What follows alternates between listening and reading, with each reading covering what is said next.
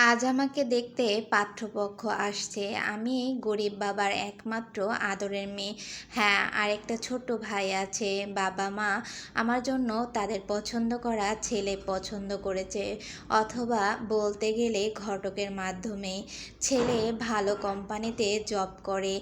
এটা শুনে বাবা-মারও খুব ভালো লাগে। আর ছেলে দেখতে শুনতেও ভালো। সবচেয়ে বড় কথা হলো আমাকে স্কুলে দেখে আমার শাশুড়ি এতটাই পছন্দ করে যে আমার বাবা-মার কাছে তার আবদার শেষ হয় না। সে এক প্রকার আমাকে জোর করে নিতে চায়। আজকে দেখতে আসলো। মাশাআল্লাহ, ছেলেকে দেখে আমারও খুব পছন্দ হলো। বাবা-মা আমাকে একটাই বলতেছিল, "তোর কি পছন্দ হয়েছে?" আমি বললাম, "হ্যাঁ, পছন্দ হয়েছে।" আমার শাশুড়ি সেটা বলল আমাকে এক কাপড়ে নিয়ে যাবে। দেখতে দেখতে বিয়ে হয়ে গেল। আর বিয়ের ৬টা মাস পার হয়ে গেল। আলহামদুলিল্লাহ, এই ৬টা মাস আমি খুবই ভালো ছিলাম।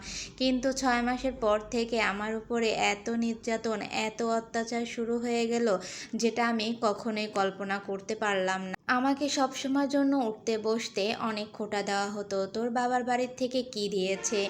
তোর তো রূপও নেই, গুণও নেই। তোর বাবার বাড়ি কোনো টাকাও নেই, পয়সাও নেই। আরে একটা মেয়েকে তো দিতে পারে। কত বাবা মা তার মেয়ের জন্য কত ফার্নিচার, কত কিছু দেয়। কিন্তু তোর বাবা মা তোকে কিছুই দিনি। আসলে আমার বাবা মা সে সামর্থ্যই নেই। তারা দেখে শুনেই আমাকে নিয়ে এসেছে। তারপরও এখন তারা আমার উপরে এমন অত্যাচার করতেছে। এমনকি তারা অনেক ভালো মন্দ আমি নিজের হাতে রান্না করি।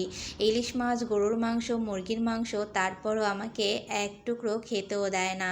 এটা যে কতটা যন্ত্রণা, যখন আমি তাদের কাছে খেতে চাই তখন বলে, "এই তোর বাবার বাড়ি থেকে তুই এনে খেতে পারিস না?" আসলে আমি কি করে বাবা মাকে বলবো যে, "মা, বাবা, তোমরা আমার জন্য খাবার নিয়ে আসো, আমার শ্বশুরবাড়ি টাকা পাঠাও।" এই কথাটুকু আমি বলতে পারবো না, কারণ আমার বাবা একজন ভ্যান চালক। আর এটা আমার কাছে অনেক কষ্টের বিষয়, কারণ আমি যদি বাবাকে বলি বাবা হয়তো ঋণ করে নিয়ে আসবে। আর এতে করে আমার বাবা মাই কষ্ট থাকবে। আসলে আমরা গরিব মেয়েরা শ্বশুরবাড়িতে কেন এত অবহেলিত হই? আমি তো স্কুল জীবনে ভালোই ছিলাম। আমি তো উঠে পড়ে তার ঘাড়ে আসিনি। আমার শাশুড়ি তো আমাকে জোর করে নিয়ে এসেছে। তারপরে এনে এত অত্যাচার, এই স্টোরিটা একটি আপুর লাইফ থেকে নেওয়া।